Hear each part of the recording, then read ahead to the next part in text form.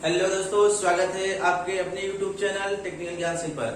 तो दोस्तों, आज मैं आप लोगों के लिए लेके आया हूँ माध्य माध्यिका बहुलक और प्रसार। ये जो होते हैं, ये टॉपिक बहुत ही इंपॉर्टेंट टॉपिक होता है, जबकि इससे क्वेश्चन जो होते हैं, जितने सारे क्वेश्चन होते हैं, बहुत ही सरल क्वेश्चन होते हैं इस एग्जाम से, मतलब इस सारे टॉपिक से। तो आज जबकि बच्चे बहुत ज्यादा कंफ्यूज हो जाते हैं, तो आज का जो हमारा टॉपिक होगा वो होगा माध्य माध्यिका बहुलक और प्रसार से हम देखेंगे किस तरीके से क्वेश्चन बनते हैं। तो आई होप मेरे प्यारे साथी आप लोगों को वीडियो बहुत अच्छा लगेगा, और आप लोग अगर अच्छा लगे तो आप लोग चैनल को सब्सक्राइब और वीडियो को लाइक शेयर और कमेंट जरूर कर दिया करिए।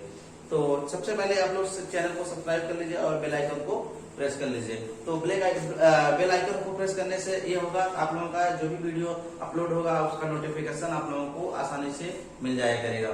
तो आई होप आप लोगों ने इतना सब कर दिया होगा। तो चलते हैं, आज का जो हमारा सबसे पहला क्वेश्चन होगा, सबसे पहले क्वेश्चन पर चलते हैं, क्वेश्चन को किस तरह से हम सॉल्व करते हैं। तो आई होप आप लोगों को वीडियो बहुत अच्छा लगेगा। तो चलते हैं, सबसे पहला क्वेश्चन हमारा जो है, सबसे पहले हम देखते हैं इसमें माध्य देखते हैं। सबसे पहले हम माध्य निकालना सीखते हैं, कैसे माध्य निकालते हैं। तो अब यहाँ से माध्य निकालने के लिए हम क्या करते हैं, जैसे हमारे पास कुछ क्वेश्चन दे दिया गया 7, 6, 12, 8, ऐसे कि हमारे पास 5 या 4, तो इसका हमको माध्य क्या होगा, माध्य क्या होगा, क्वेश्चन हमारे पास होगा।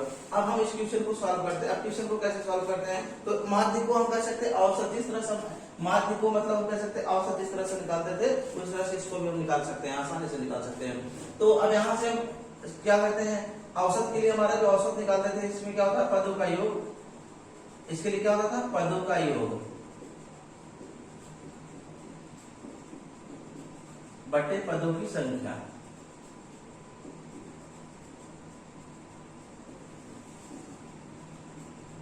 आई होप आप लोग समझ पा रहे होंगे। अब यहाँ पर पदों का योग का मतलब ये होगा, जितने सारे पद दिए हैं सबको हम योग कर लेंगे। तो सबसे पहले हम क्या करते हैं, सबसे पहले पदों का योग जो लिखा है इसको हम यहाँ पर लिख लेते हैं इस तरह से।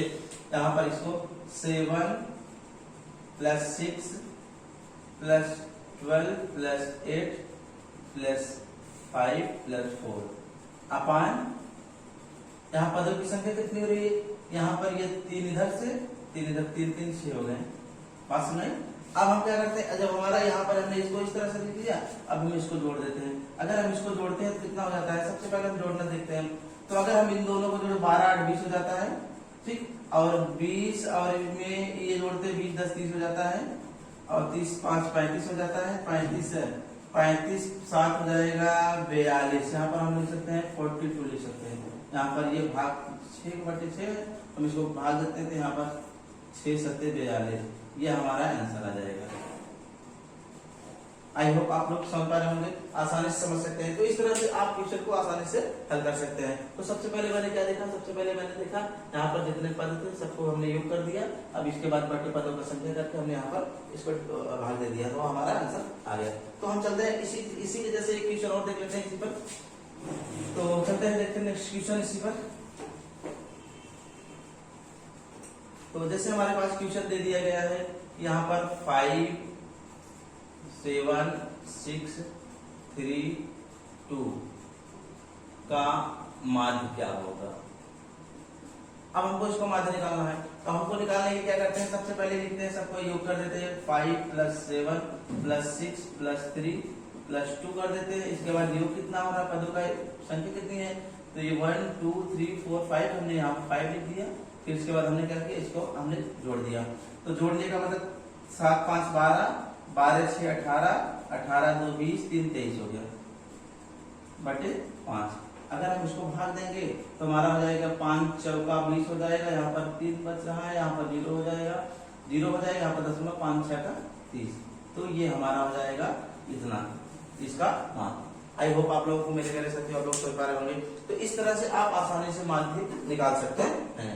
तो चलते हैं नेक्स्ट क्वेश्चन। अगला हमारा जो क्वेश्चन है, अगला टाइप का जो, तो हमने यहाँ पर हमने सीख लिया कि अगर माध्य निकालना होता तो माध्य को आसानी से हम इसे निकाल सकते हैं। तो चलते हैं अगला हमारा देखते हैं, अगला क्वेश्चन हम देखते हैं, माध्य का निकालना सीखते हैं। तो आई होप आप लोग समझ पा रहे होंगे।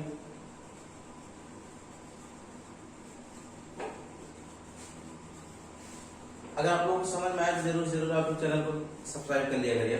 तो चलते हैं नेक्स्ट क्वेश्चन देखते हैं। नेक्स्ट क्वेश्चन हमारा क्या है, अगला क्वेश्चन हमारा जो होगा वो है माध्यिका देखते निकालना सीखते हैं।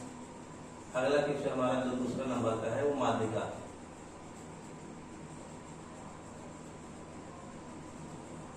तो अब माध्यिका निकालना सीखते हैं। माध्यिका निकालने के लिए क्या करते हैं, सबसे पहले क्या करते हैं, जैसे मान लीजिए हमारे पास कोई भी क्वेश्चन दे दिया गया, क्वेश्चन को नोट कर लेते हैं। क्वेश्चन हमारे पास दे दिया गया, जैसे हमारे पास क्वेश्चन हो गया कि 9 7 5 8 2 4 6 का हमको माध्यिका क्या होगा, का माध्यिका ज्ञात करें। क्वेश्चन ये हो गया हमारे पास। अब हम इस क्वेश्चन को सॉल्व कैसे करते हैं, क्वेश्चन को सॉल्व कैसे करते हैं, तो इस क्वेश्चन को सॉल्व करने का आसान सा तरीका ये होगा, हम क्या करते हैं, सबसे पहले क्वेश्चन को आसान सा तरीका ये होगा कि इस क्वेश्चन को हम सबसे पहले आरोही में लिख देते हैं, इसको आरोही में लिख देते हैं। अब इसको हम अगर हम लिखेंगे, सबसे पहले यहाँ लिखेंगे 2 4 5 6 7 8 9। ठीक, हमने इस तरीके से लिख दिया। अब हम क्या करते हैं, अब हमारा इसको जब हमने इस तरीके से लिख दिया तो हम क्या करते हैं कि इसको जब हमने इस तरीके से लिख दिया तो हम क्या करते हैं, जब देखते हैं तो हम इसको सॉल्व करने का जो हमारा तरीका, जो इसमें माध्यिका का मतलब ये 3 इधर से हो गया, ये 3 इधर से, ये हमारा बीच में क्या बच रहा है, 6 बच रहा है। तो इस क्वेश्चन का जो आंसर हमारा हो जाएगा यही 6। तो इसका जो आंसर होगा वो माध्यिका इसका 6 होगा। तो आई होप आप लोग समझ पा रहे होंगे। तो इस तरह से आप आसानी से समझ सकते हैं। तो चलते हैं, इसी के जैसे और भी सारे क्वेश्चन होते हैं, और भी क्वेश्चन किस तरह से हम देखते हैं, किस तरह से सॉल्व करते हैं। तो अब हम जैसे इसी में हम किसी क्वेश्चन में हम एक क्वेश्चन और सेट कर दे रहे हैं। जैसे मान लीजिए हमारे पास अगर ऐसा दिया है तो हम क्या करेंगे, हमने इसको जो बीच में आया इसको सॉल्व कर दिए। अगर इसी में हमको क्वेश्चन में ऐसे और बढ़ा दिया होता कि यहाँ पर हमको जैसे दे दिया तो होता इसमें 3 दे दिया होता, या हमने यहाँ पर 10 दे दिया होता। अब हम इस क्वेश्चन को कैसे सॉल्व करते हैं, अगर हमको इस क्वेश्चन में अगर हमको 10 दे दिया होता तब हम कैसे सॉल्व करते हैं। अब हम क्या करते हैं, आसानी से क्या करते हैं, यहाँ पर देखिए 3 इधर से हो गया और 3 इधर से हो गया। अब बीच में क्या बच रहा है, बीच में 2 बच रहे हैं। बीच में कितनी संख्या बच रही है, 2 बच रही है, एक ये 7 1 6 बच रहा है। तो अब हम क्या, तो अब यहाँ पर हम क्या करते हैं, यहाँ पर देखते हैं इधर से 3 बराबर हो रहे हैं, इधर से 3 बराबर हो रहे हैं। अब हम क्या करते हैं, यहाँ पर ये जो बीच में 2 संख्याएं बच रही है इनका योग कर देंगे, बटे 2 का भाग दे देंगे। ठीक, पदों का योग बटे पदों की संख्या। तो हमने क्या किया, अब इसको अगर हम इसको जो योग कर रहे हैं तो 7 6 13 होता है, हमने 13 लिख दिया। अब यहाँ पर 2 लिखा। अब अगर इसको हम भाग देंगे तो 2 6 का 12 हो जाएगा। यहाँ पर एक बच रहा है, तो हम यहाँ पर दशमलव बढ़ा के 2 बचे 10 कर सकते हैं। तो हमारा इस क्वेश्चन का आंसर ये हो जाएगा, माध्यिका इसका ये हो जाएगा 6.5। तो आई होप मेरे प्यारे साथियों आप लोग समझ पा रहे होंगे। तो इस तरह से आप आसानी से क्वेश्चन को सॉल्व कर सकते हैं। आप जब सिंगल रहेगा, जब इसमें अगर एक संख्या नहीं होती तो इसका 6 होता, चाहे ये होता तो 7 होता। अगर इसमें दोनों आ रहा है तो ये आ रहा है, मतलब 6 और मतलब 6.5 के करीब में आया है। ठीक, तो आई होप आप लोग समझ पा रहे होंगे। इस तरह से आप आसानी से क्वेश्चन को सॉल्व कर सकते हैं। तो चलते हैं नेक्स्ट क्वेश्चन देखते हैं। अगला क्वेश्चन जो देखते हैं,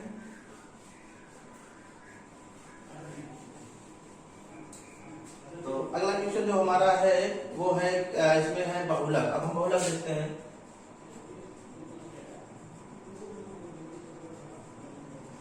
बहुलक देखते हैं, बहुलक क्या होता है। बहुलक का मतलब होता है मतलब बहुत बार, जो अधिक बार आए उसको क्या बोलते हैं, बहुलक होता है। तो अब हम बहुलक को देख लेते हैं। बहुलक जैसे हमारा क्वेश्चन हो गया, हमारे पास क्वेश्चन दे दिया गया कुछ क्वेश्चन ऐसे कि जैसे 9 8 5 9 3 9 8 5 9 3 8 9।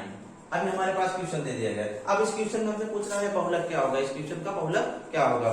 तो हमको बहुलक पता करने के सबसे पहले हम ये देख लेते हैं। सबसे पहले इसको हम लिख लेते हैं, कैसे लिखते हैं। तो सबसे पहले हम देखते हैं, यहाँ पर 3 देखते हैं। हम 3 को देखते हैं, 3 कितनी बार आया है, एक यहाँ पर 3 है, एक यहाँ पर है, ये 2 बार आया है। ठीक, अगर हम यहाँ पर हम अगर बात करें 5 की बात करें तो 5 हम लिखते हैं यहाँ पर। 5 कितनी बार आया, 5 एक यहाँ पर है, 5 एक यहाँ पर, ये भी 2 बार आया है। ठीक, अगर हम यहाँ पर बात करें 8 की बात करते हैं तो 8 जो हमारा है, 8 एक बार यहाँ है, एक बार यहाँ पर है, एक बार यहाँ, मतलब 3 बार ये भी आया है, 1 2 3। अगर हम 9 की बात करें तो 9 जो होता है, 9 हमारा कितनी बार आया, इसको भी काउंट कर लेते हैं। 1 2 3 4, हमारा जो है ये 4 बार आया।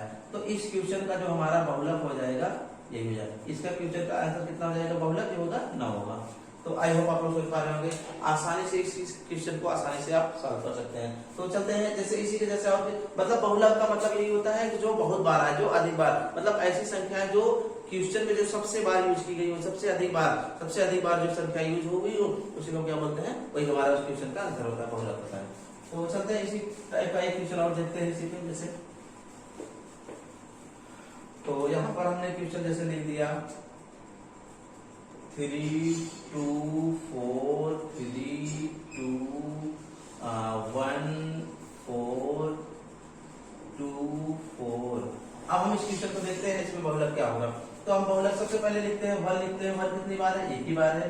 2 लिखते हैं, 2 कितनी बार है, एक बार यहाँ पर, एक बार यहाँ पर, 3 बार हो गया 2।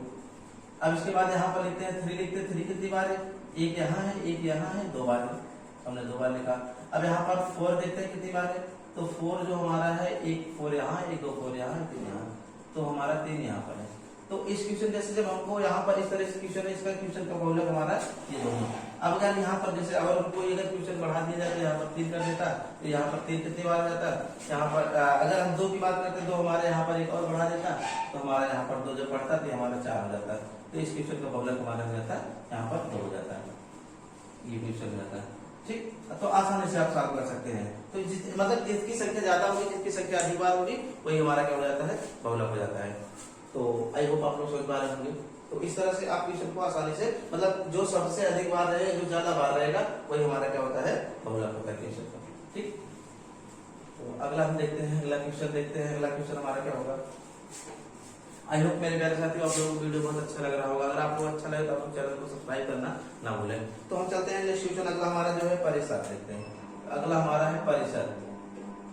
परिसर देखते, अब ये हमारा क्या होता है, परिसर जो होता है, परिसर हमारा क्या होता है। अब परिसर में हमारा कह सकते हैं कि परिसर में हमको जो भी संख्याएं होती हैं, जो भी संख्या होती है, इसमें हमको बड़ी संख्या से छोटी संख्या को घटा देना है। तो हम देखते हैं जैसे मान लीजिए हमारे पास क्वेश्चन दे दिया गया है 13 है, 14 है और 7 है, 9 है, 5 है, यहाँ पर 11 है, यहाँ पर ये 4। अब हमको इसका परिसर निकालना है। परिसर निकालने के लिए अब हमको क्या करना है, सब परिसर निकालने के लिए सबसे पहले क्या करते हैं कि हम यहाँ से सबसे बड़ी संख्या माइनस सबसे छोटी संख्या,